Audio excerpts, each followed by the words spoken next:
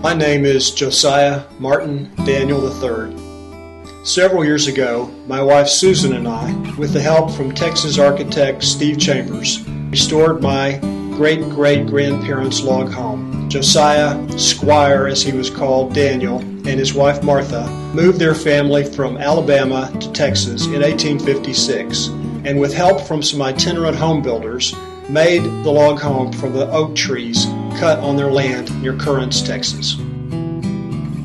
Log houses built in the early United States are of significant value to our nation's built historical environment. Texas log houses built in the 19th century that still survive are quite rare.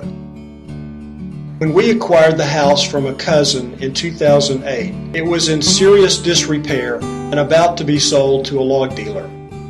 We decided to rescue what was left of the family's original Texas homestead and restore it as sensitively as possible. On the advice of Steve Chambers, we enlisted Heritage Restoration to disassemble the frame, catalog and tag all of the logs and the historical elements. The logs were fumigated and then taken to Susan's and my farm near Tyler in East Texas to be reassembled and configured into the original 2-pin Dogtrot, just as the original 1856 home.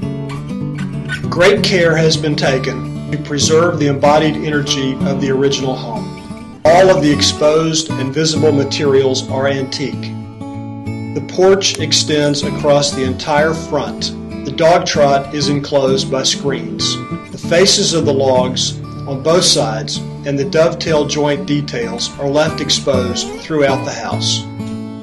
This vintage home consisted of 2 pens or rooms separated by an open breezeway called the Dogtrot with a continuous gable roof covering both pens and the dog run in between them. Period connections, details, and structure are fashioned from antique materials of the age of the original home. We updated the home in a way that most vintage homes were added onto, with sheds off the back, providing a kitchen off the back of one pen, a bathroom off the back of the other. Chambers Architects provided us with the architectural drawings with historic details and reusing historic timbers and lumber from the same time period.